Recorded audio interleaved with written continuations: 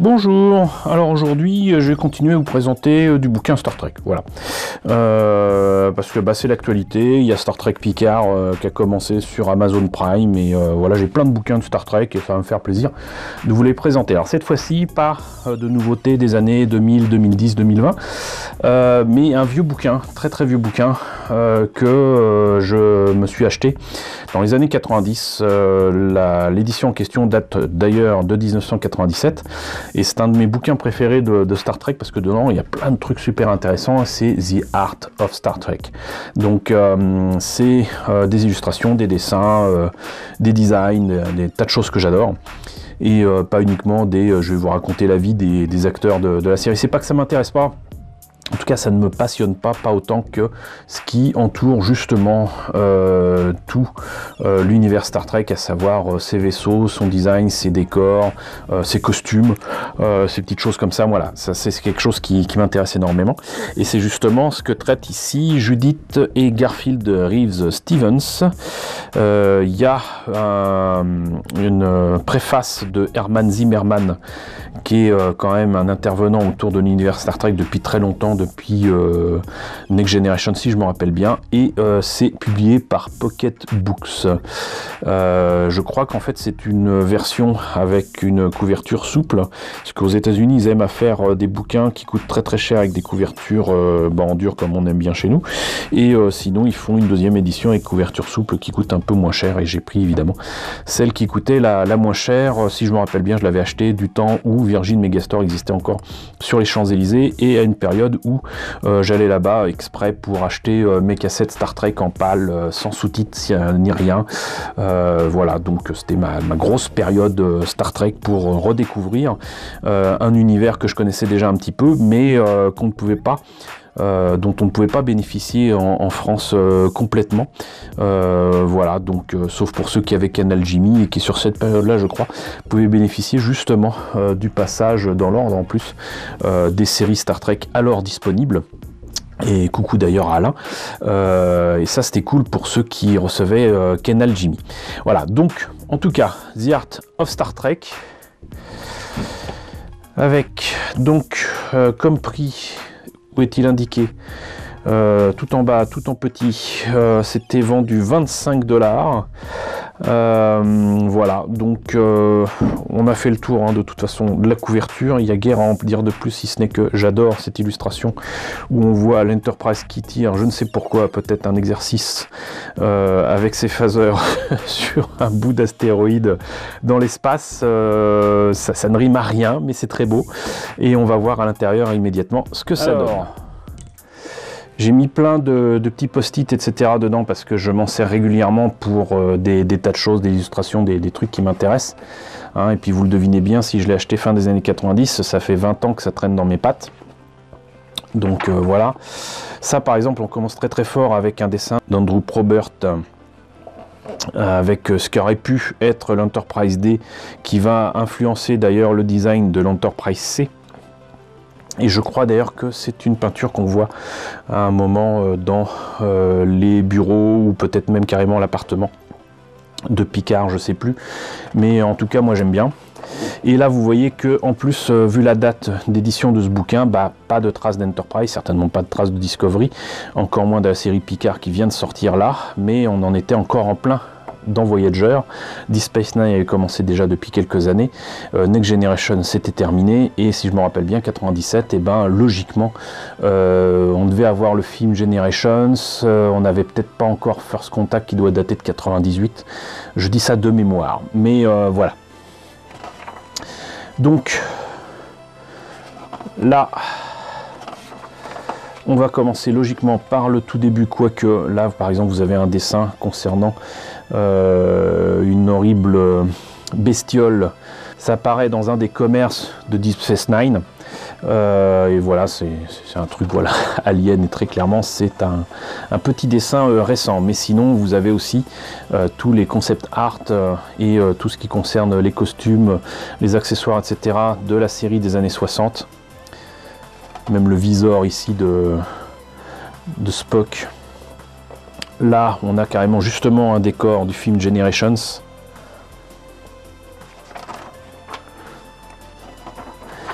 commence, vous voyez, par ce genre de dessin pour finir sur un décor complet qui n'a servi qu'une seule fois pour ce film. Sachant que des fois et très souvent en fait des décors sont utilisés ou réutilisés, modifiés pour faire certaines productions et à l'époque en fait tout ce qui servait pour faire les films servait ensuite pour les séries parce qu'à l'époque CBS et Paramount avaient les mêmes droits autour de Star Trek, donc en fait tout était lié et ça c'était cool, c'est-à-dire que certains costumes avaient été réutilisés, par exemple de First Contact, ça s'est retrouvé dans Voyager, ce qui était tout à fait logique puisque ça se passe exactement en même temps, donc voilà, mais maintenant c'est plus le cas. Donc là on voit encore une fois ce que ça donne pour ce décor, et sinon donc voilà de l'évolution de Star Trek dans les années 60, Star Trek dans la fin des années 80, Star Trek dans les années 90. Donc là c'est avec les pilotes, puisque Star Trek c'est quand même la série de tous les extrêmes, la série j'allais dire miraculeuse, puisque d'habitude quand un film pilote, un premier épisode d'essai ne fonctionne pas ni auprès de ceux qui l'ont commandé ni de la télévision, d'habitude ça en reste là. Il se trouve que là le potentiel de Star Trek avait été deviné, mais tel que c'était présenté dans le premier épisode, ça ne fonctionnait pas, donc ils ont demandé un second épisode pilote où justement Captain Pike a été mis de côté. C'est Kirk qui apparaît avec toujours Spock et Leonard Nimoy, donc son acteur, était dans les deux films pilotes. Et même là, les costumes changent du premier pilote, du second pilote et après de la série. Et même l'Enterprise change. Mais du coup, Star Trek a débuté donc avec, non pas un, mais deux films pilotes.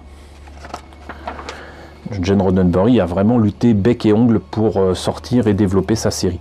Ça aurait pu être l'Enterprise du début. C'est pour ça que j'adore ce bouquin, c'est que là vous avez en fait celui qui apparaît d'ailleurs comme étant un modèle comme l'USS Pasteur dans la fin de Next Generation. Il y a un vaisseau qui ressemble plus ou moins et vous voyez qu'au lieu d'avoir une soucoupe, on avait une sphère. L'Enterprise est passé par plein de formes. Vous voyez ici, là qu'on retrouve d'ailleurs plus ou moins dans les films de J.J. Abrams. Voilà, avec le secondarial en dessous, mais les moteurs sur la soucoupe. Enfin voilà, ça pourrait peut-être même ressembler à l'USS Grissom qu'on voit dans Star Trek 3. Voilà. Ça c'est les premières ébauches de Matt Jeffries. Pareil pour les décors. Les fauteuils qui à l'époque faisaient très futuriste, la passerelle qu'on voit dès le début de l'épisode pilote, on voit en fait on voit le vaisseau et puis après on va carrément à l'intérieur du vaisseau. C'était quand même assez exceptionnel pour l'époque. Ici c'était donc les props de l'épisode pilote. Vous voyez, le phaser était quand même pas génial. Le communicateur, on voyait des trucs électroniques. À l'époque ça faisait futurisme et maintenant ça fait complètement dépassé. Mais vous voyez, donc il y avait déjà le principe d'avoir le truc qui s'ouvrait et on communiquait avec le tricorder. Voilà, c'était en plus d'un design original de Hua Chang. Donc j'imagine que c'est une personne d'origine chinoise, mais en tout cas très très beau design. Qui pour moi fait fleur bon les années 60, mais c'est quand même assez sympathique de voir avec un petit écran. Enfin voilà, ça fait fonctionnel. Ça fait quand même fonctionnel, et donc apparemment c'était des trucs faits par Hua Chang. Et là vous aviez aussi quand même pas mal d'aliens, donc ici un Vulcain, ici un Andorien. Là c'est original, donc les vaisseaux, le vaisseau Klingon, là ici le vaisseau dans lequel on retrouve Khan, qui est supposé être un vaisseau du XXe siècle, voire du XXIe siècle, je ne sais plus. Quelques décors. Les couleurs aussi. Pourquoi Star Trek est aussi coloré? C'est un peu comme, j'allais dire, à partir de la deuxième saison, je crois, des Mystères de l'Ouest. Dans les années 60, les Américains commencent à avoir des télévisions couleurs. Donc en fait, les chaînes qui étaient proposées aux Américains, quels que soient les États, il fallait qu'ils proposent des programmes en couleur. La majorité des gens avaient des postes en noir et blanc, mais pour les pousser à acheter des télévisions en couleur et surtout pour les pousser à aller sur certains certaines chaînes qui proposaient justement ces programmes couleurs, il fallait que ça pète, il fallait qu'il y ait de la couleur, il fallait qu'il y ait du vert, du bleu, du rouge, qui justifie l'utilisation et l'achat d'un poste couleur qui coûtait vraiment très très cher à l'époque. Donc c'est pour ça que ces séries étaient extrêmement colorées. Alors ils disent l'illusion de la réalité, alors je suis désolé mais là tout ce qui était filmé en décor c'était vraiment pas terrible. Ce qui est marrant aussi c'est tous ces matte paintings, ces illustrations, ces peintures qui étaient utilisées dans différents épisodes, c'était exactement les mêmes mais ça coûtait super cher. Là voilà, là on a Eminiar 7 qu'on voit dans un épisode et qui était réutilisé pour une base avancée de Starfleet ou de la Fédération. Enfin voilà, ça a été réutilisé un nombre incalculable de fois. Et vous voyez là donc ça c'est la peinture originale et c'est très beau, c'est très très beau. Pareil, ça on le voit tout le temps. Les costumes, très importants, des fois, notamment pour les personnages féminins, ces costumes n'apparaissaient que lors d'une scène ou d'un seul épisode. C'était rarement réutilisé, et parfois c'était même du bricolage, mais ça n'en était pas moins pensé et conceptualisé avant, ce qui semble tout à fait logique. Là on voit quand même un petit peu l'influence de certaines choses comme certains films James Bond, ou des illustrations de science-fiction ou quoi. Mais voilà, donc là, les fameuses oreilles de Spock et surtout ses sourcils qui demandaient à Leonard Nimoy de passer par la case maquillage assez souvent. Un Gorn qui était certainement la créature de Star Trek la plus ridicule qui soit, mais on a aussi des espèces de créatures aliens qui ressemblent à des rochers, peut-être des Rocklords, je sais pas. Vous aviez des androïdes, mine de rien, beaucoup plus androïdes qu'on ne croit. Là, vous aviez même pas un maquillage, mais donc Balok qui était joué donc par, je crois, voilà, c'est écrit Clint Howard, qui était plus ou moins connu, je crois, avec peut-être dans Flipper, je sais plus. C'était pas le genre de série que je suivais, mais là voilà, cette créature-là, elle est pas terrible, mais franchement, elle me donnait des cauchemars quand j'étais plus jeune. Et c'est une créature qui se nourrit en fait, je crois, de sel ou quoi, enfin voilà, qui prend l'apparence de personnes auxquelles on pense.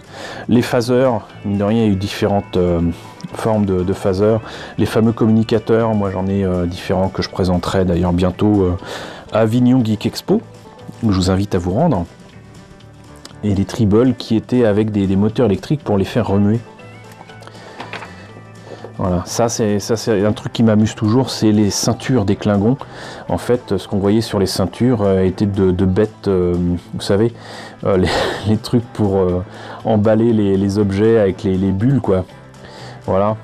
Et d'ailleurs, certains accessoires étaient réutilisés d'un épisode à un autre. Les fameux disrupteurs Klingons n'étaient pas Klingons du tout au départ. Sinon, là, c'est sur la série animée qui est certainement la moins connue en France. Moi, je l'avais en laserdisc. Je l'ai toujours d'ailleurs en laserdisc.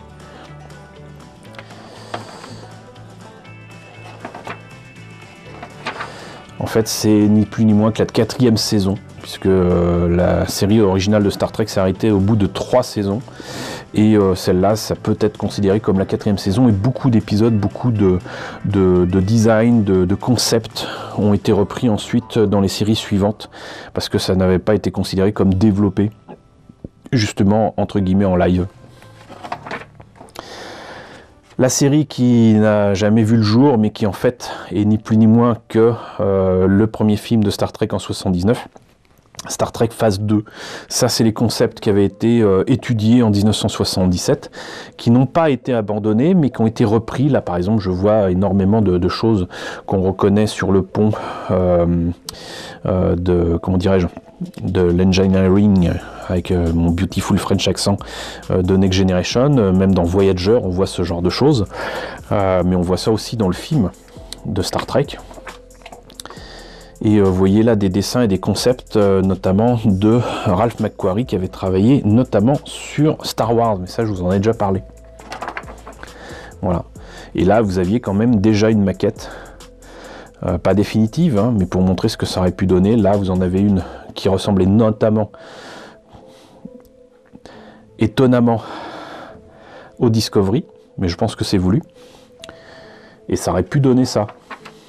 vous voyez. Mais finalement, ils ont repris l'Enterprise, j'allais dire original. Ils ont simplement changé ses moteurs, certains détails, et ça a donné l'Enterprise Refit qu'on voit dans le film de 79. Mais bon, pour les décors, là, on voit qu'on aime que...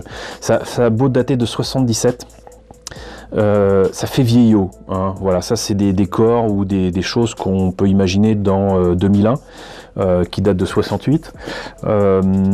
Pour un truc de la fin des années 70, ça aurait fait super vieillot. Mais là, pareil, vous avez la passerelle de l'Enterprise, où là, vous avez des gros sièges qui font un peu ridicule, un peu années 60, début des années 70, mais qui sont repris peu ou prou dans la lumière, dans les formes, avec les films de J.J. Abrams. Voilà, Next Generation, on passe directement.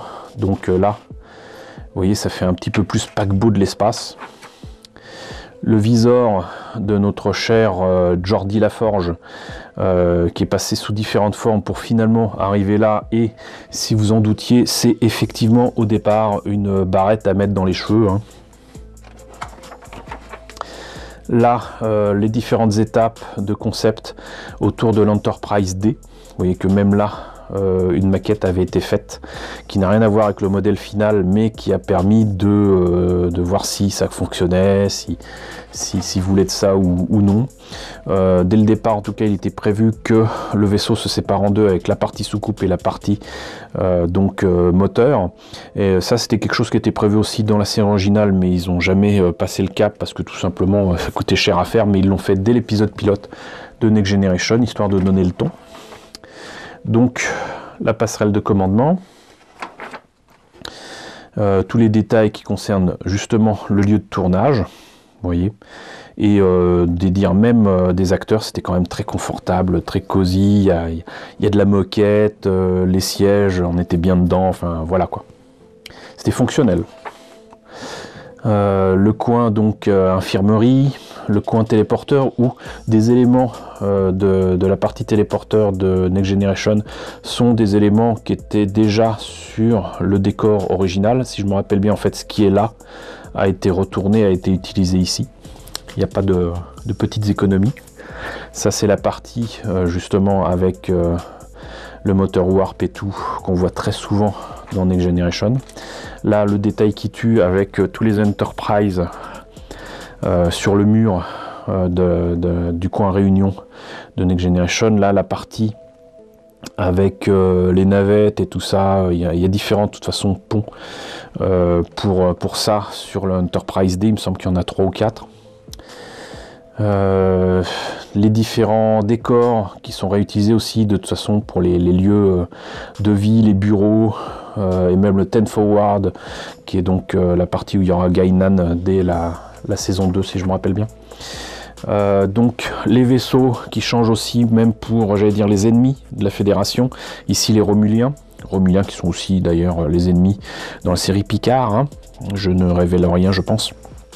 Mais vous voyez que donc le vaisseau romulien est passé donc d'un très gros vaisseau très agressif avec plutôt donc cette forme là. Ils ont retourné le truc et puis ça donne ça, ce qui est très joli aussi. Donc comprenez pourquoi j'aime beaucoup ce bouquin. On a à peine commencé qu'il y a plein de choses partout. Les uniformes, ou d'ailleurs à un moment bon, ça fait très ce qu'on est en train de vivre actuellement avec le 21e siècle. Hein. Quelque part, Star Trek a toujours été très novateur à ce niveau-là, en avance sur son temps, sans mauvais jeu de mots. Et là, vous voyez que même les hommes pouvaient porter finalement des uniformes avec des jupes. Il n'était pas question que seules les femmes aient des jupes. Ça a été vite abandonné parce que tout simplement, c'était pas pratique, mais ça existait. Voilà. Les costumes pour les Romuliens et les Klingons ont également changé et on est passé, vous voyez, des disrupteurs de la série des années 60 à quelque chose d'un petit peu plus, comment dirais-je, moderne, sauf que ça c'était des choses qui avaient été déjà faites de toute façon pour Star Trek 3, le film. Encore une fois, tout ce qui avait été fait pour les films était réutilisé pour les séries, notamment Next Generation. encore une fois, il n'y a pas de petites économies. Et ça, c'était les différents concepts qui étaient proposés pour les nouveaux ennemis qui étaient proposés dans Next Generation, qui ont vite été abandonnés de toute façon. C'est les Ferengi. Et ils étaient ridicules en diable. Et finalement, ils sont revenus à certains vieux ennemis. Et les Ferengi sont devenus des commerçants plus rigolos qu'autre chose, hein, plus drôles que méchants. Les Borg, là par contre, c'est l'ennemi ultime.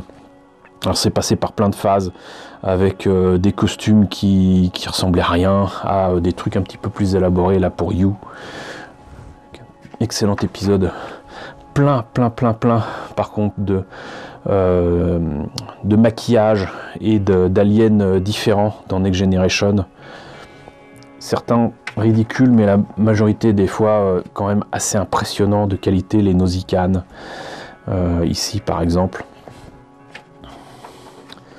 Ça par contre c'était particulièrement dégoûtant, avec une créature qui va tuer Tashayar, qui ressemblait à une grosse flaque de pétrole. Là, un gars de Starfleet qui est parasité par une créature alien qui vont devoir détruire. C'était particulièrement gore. Ils ont regretté d'avoir fait cet épisode, cette scène-là plus tard.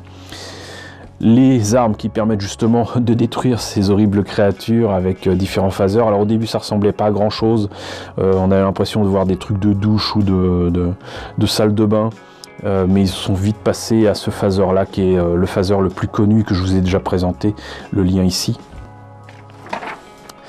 Et sinon Deep Space Nine qui a débuté en 1993, ça fait bizarre de se dire que ça a déjà 27 ans, mais c'est le cas, avec utilisation à ce moment là beaucoup d'effets spéciaux numériques et de l'ordinateur. C'était tout nouveau à l'époque. Deep Space Nine avec sa superbe maquette avec cette fois-ci non pas un engin spatial, mais clairement une station spatiale. Là aussi beaucoup de décors, mais surtout de costumes différents, notamment pour les Cardassians. J'adore les costumes des Cardassians parce qu'en plus ils ont un look, en fait c'est des aliens à tête de tortue quoi. Mais ça a été très bien utilisé parce qu'en fait les premiers costumes ressemblaient à ça dans Next Generation. Ils sont passés de ça à ça, ce qui est pas plus mal.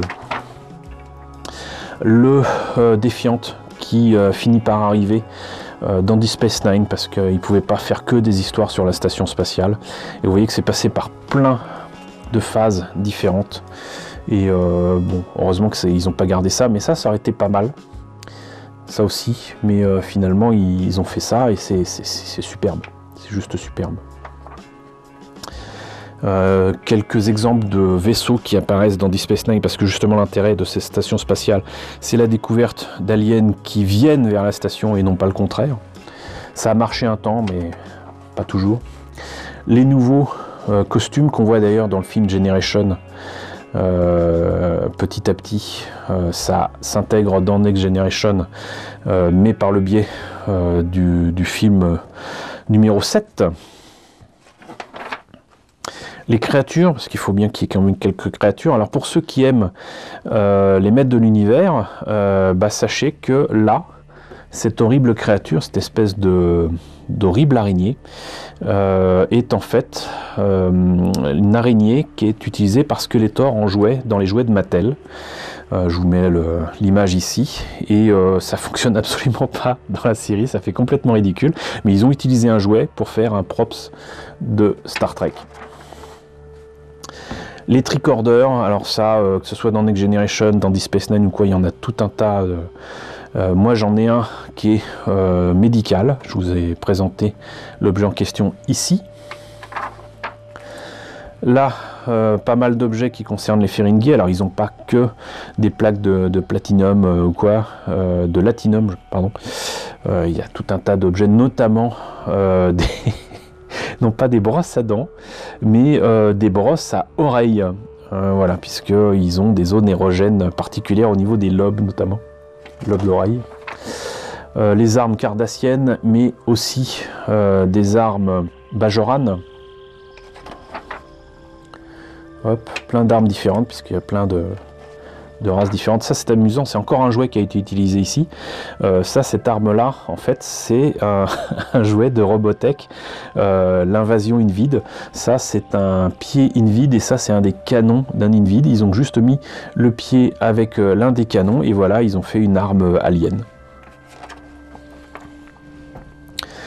Alors, différents objets qu'on voit sur Deep Space Nine. Plein d'objets différents. On passe à Voyager 95, avec là encore, vous voyez, des matte painting plus ou moins heureux pour l'épisode pilote. Moi j'aime beaucoup Voyager, beaucoup n'aiment pas, mais il y avait aussi beaucoup de choses qui étaient réutilisées de Next Generation, des films et tout, mais ils ont quand même fait des costumes et surtout des décors totalement différents. Alors vous voyez que le Voyager en fait aurait pu avoir les nacelles et les moteurs warp vers le bas. Là on voit bien d'ailleurs que c'est des éléments qui ont été repris de la maquette du Runabout de Deep Space Nine, c'est exactement les mêmes nacelles ici qui sont utilisées. Et là, c'est les différents décors qui ont été faits pour le vaisseau. À un moment, il était même question de faire des trucs quand même très différents. Et dès le départ, en fait, un peu comme Next Generation, l'idée c'était que le vaisseau ait une particularité. Et là, pas de séparation de la soucoupe avec le reste du vaisseau, mais le fait que le vaisseau puisse se poser avec des trains d'atterrissage. Et ils l'ont fait à partir de je ne sais plus quel épisode. Mais ils l'ont fait. Donc là, c'est les concepts du film pilote, avec notamment ce qui amène le Voyager à l'autre bout de la galaxie. Vous voyez que là, vous avez des peintures et des dessins qui font très illustration de SF des années 60-70. Des dessins de Dan Curry. Là, c'est le générique de début que j'aime beaucoup, mais qui est un peu lassant au bout de 7 ans.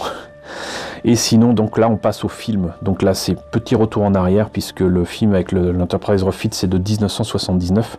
Et ce film s'est fait en fait à partir de ce qui restait de ce qui avait déjà été mis en place pour Star Trek Phase 2. Il faut quand même le comprendre.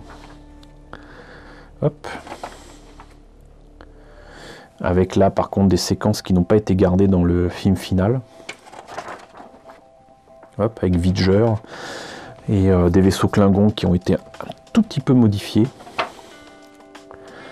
Voilà, les différents moteurs n'ont pas de distorsion, mais à impulsion. Et donc pour la lumière, c'est pas les étoiles qui illuminent le vaisseau, mais des projecteurs qui éclairent le vaisseau, j'allais dire presque de l'intérieur. Donc là, les différents décors qui changent d'un film à l'autre, hein, très clairement. Hop.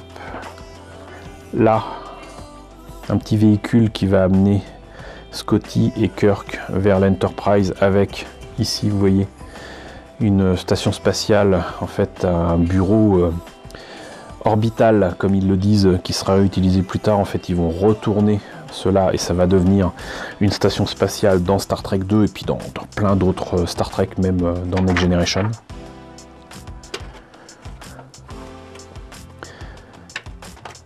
Voilà, avec des dessins, vous voyez, pour travailler sur la lumière, ils ont fait ça sur fond noir et c'est pas plus mal. Moi, j'aime beaucoup. Tout, comment dirais-je, les détails, les costumes, les maquillages qu'on voit à peine dans le film, mais qui sont là. C'est ça qui est fou, on les voit à peine, mais c'est là.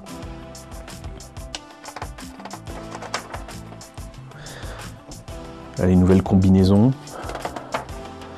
nouveau tricorder, nouveau phaser, tout ce qu'on veut. Les storyboards. Hop. Là, forcément, pour travailler sur les effets de lumière et tout ça, ils voulaient quelque chose de très 2001. Il faut rappeler qu'en plus, en 79, 2001, c'était encore assez récent, ça avait à peine une dizaine d'années. Et ils ont utilisé plein d'effets différents, pas seulement ordinateur, mais des effets optiques qui avaient déjà été utilisés, notamment pour 2001. Là, il était question d'utiliser la fameuse soucoupe qui se détache du reste de l'Enterprise. Ça sera utilisé en fait que dans Star Trek 13. Voilà, Star Trek Beyond. Dans Star Trek Beyond, c'est utilisé. Star Trek 2, certainement un des films Star Trek que j'aime le plus. 1982. Voilà, avec Khan. Un phaser et un tricorder, un communicateur qui rappelle d'ailleurs la série originale. Le Reliant. Nouveau costume, nouveau décor. Là, les concepts autour de Genesis. Genesis avec cette séquence en 3D fait sur ordinateur 1982, imaginez, 1982. C'est une des premières séquences entièrement en 3D utilisées dans un film pour donner un effet réaliste là où d'habitude c'était fait pour faire des effets d'ordinateur. Et ça a été utilisé plusieurs fois dans Star Trek, ça a été repris dans Star Trek 3, ça a été repris dans la série je crois. Enfin voilà, c'est quelque chose qui a coûté extrêmement cher et qui était vraiment très très impressionnant pour l'époque. Star Trek 3, voilà, avec cette nouveauté, donc cette station spatiale orbitale géante au-dessus de la Terre. Le Bird of Prey Klingon qui au départ devait être romulien. Les différents éléments là qui sont utilisés dans le film, notamment un nouveau tricorder. L'Excelsior, voilà, c'est un nouveau vaisseau, c'est-à-dire qu'à quelqu'un a été demandé d'imaginer l'Enterprise s'il était designé par des Japonais notamment. Et ça a donné des choses assez intéressantes, qui sera réutilisé plus tard, notamment dans Next Generation. Hop. Des vues de Vulcain à la fin du film. Et alors là, réutilisation des costumes des Klingons du premier film de Star Trek, mais surtout arrivée de Christopher Lloyd, qu'on connaît comme étant le Doc de Retour vers le futur, et qui a amené quand même pas mal de nouveautés autour des Klingons, sachant que Next Generation n'était pas encore d'actualité, mais on doit à Christopher Lloyd les premières phrases complètes dites en Klingon, puisqu'ils ont carrément imaginé une langue complète Klingon, et Christopher Lloyd parle aussi bien en anglais qu'en Klingon dans le film, et c'est juste génial. Et je trouve Christopher Lloyd mais impérial ici. C'est juste superbe. Là, des créatures affreuses qu'on retrouve sur la planète Genesis. Les tribbles qu'on retrouve dans le film.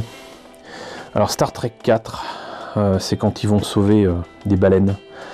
Ça semble complètement ridicule, mais c'est totalement dans l'esprit Star Trek. Voilà, c'est certainement pas le meilleur film, mais c'est assez sympa. Et ça permettait de montrer les acteurs de Star Trek dans la Terre de l'époque, puisque si je me rappelle bien, là c'était l'affiche française, c'est amusant. Si je me rappelle bien, le film est sorti en quoi, 86, voilà, donc c'est la Terre des années 80 quoi. Et ils finissent par avoir de nouveau un Enterprise. L'Enterprise a été détruit dans Star Trek 3. Et donc il aurait donné un autre vaisseau en remerciement d'avoir sauvé la Terre. En sauvant les baleines, ils ont sauvé la Terre et donc il aurait donné un nouveau vaisseau du même type que l'Enterprise. Et c'est là que l'Enterprise devient l'Enterprise A. Pour ceux qui se demanderaient ici les détails qu'il y a sur ce décor, ce que vous voyez là, c'est ni plus ni moins que des trucs pour tenir des cassettes audio. Là. Voilà, ils utilisaient très souvent dans les décors de Star Trek, sont utilisés des emballages plastiques qui étaient jetés à la poubelle. La légende veut que beaucoup de décors de Star Trek de la série originale étaient faits avec des emballages de tuyaux, de tuyauterie, de tout un tas de trucs comme ça, qui étaient jetés à la poubelle. Le soir même, ils fouillaient dans les poubelles, ils prenaient des trucs, ils faisaient les décors avec 3 francs 6 sous quoi.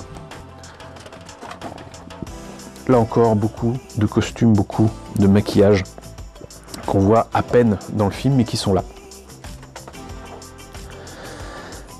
Dans Star Trek 4 aussi, mine de rien, une séquence en 3D, en image synthèse, où il avait été nécessaire de scanner numériquement les têtes des personnages, des acteurs, Les gens l'ont certainement oublié, mais pour 1986, c'était quelque chose. Alors, Star Trek 5, on va essayer de passer ça très rapidement parce que c'est certainement le film le plus nul de Star Trek qui soit, à tous les niveaux, que ce soit l'histoire, les effets et tout, mais par contre il y avait des trucs assez sympas en termes de décor et même de concept, de navettes et tout. Mais en fait ils n'ont fait que réutiliser des trucs des films précédents et ça se passe dans un désert, ce qui est toujours bien pratique. Mais ce film est ridicule en diable et je préfère l'oublier. Voilà. Sinon, Star Trek 6, par contre, même réalisateur, même scénariste que Star Trek 2, c'est juste génial et il y a du morphing. Star Trek était toujours à la pointe des effets spéciaux, notamment grâce à ILM Lucasfilm. Mais voyez, voilà, donc c'est 1991, on est 2 ans avant Jurassic Park, quelques années après Willow, je crois. Mais voilà, excellent film, excellent film. Largement conseillé.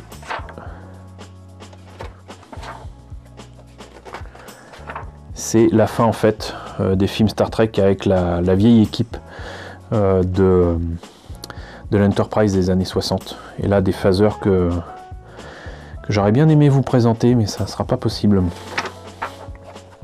Ensuite, Star Trek Generations 1994, là donc c'est la rencontre entre l'équipe de Picard et Kirk. Voilà. Et là aussi des trucs assez sympathiques. Avec notamment l'Excelsior qui devient l'Enterprise B, avec quelques modifications.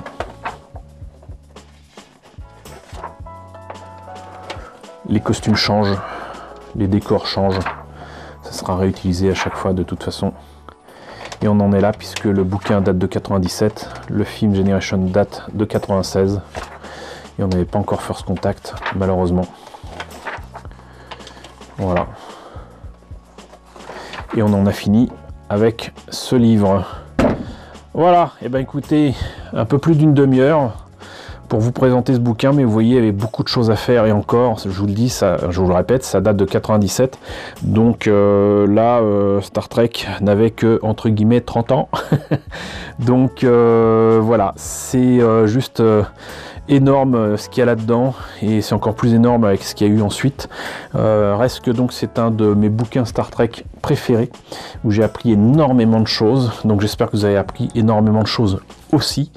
Voilà, je ne cesserai jamais de le dire, Star Trek est un truc à voir, il y a à boire et à manger, mais ceux qui aiment la science-fiction ne peuvent qu'apprécier un univers aussi étendu, et aussi, j'allais dire, logique, pour paraphraser Spock. Alors j'en profite pour vous rappeler que donc la semaine prochaine pour la Saint-Valentin, je serai présent avec mes amis d'Annigator Sud, avec Benjamin notamment, et je m'y rends grâce à l'ami Doikim, coucou à tout le monde. Je me rends donc à Avignon Geek Expo, ça sera justement autour de Star Trek. Benjamin vous a préparé des trucs de fou, notamment le fauteuil du capitaine Kirk qui sera présent sur place, voilà, pas le Kirk hein, mais le fauteuil. J'y amène moi-même énormément de maquettes et d'objets de Star Trek que j'ai, vous l'avez deviné, j'en ai plein. Donc j'espère vous y voir nombreux, c'est le week-end prochain à Avignon. Donc bah écoutez, j'espère que la présentation de ce livre de l'art de Star Trek vous a intéressé. N'hésitez pas à me dire ce qu'il en est dans la section commentaires, n'hésitez pas à liker, n'hésitez pas à partager, ça fait toute la différence. N'hésitez pas à vous abonner si ce n'est pas déjà le cas. Coucou aux nombreuses personnes qui nous ont rejoints dernièrement, bienvenue ici. Coucou aux grands anciens qui me suivent depuis 4 ans. Merci à tous de votre fidélité, merci à tous de votre soutien sur Tipeee et sur Paypal. Je vous laisse avec la liste des contributeurs de la chaîne. Je vous dis donc à très bientôt pour la présentation, peut-être, d'un nouveau bouquin Star Trek.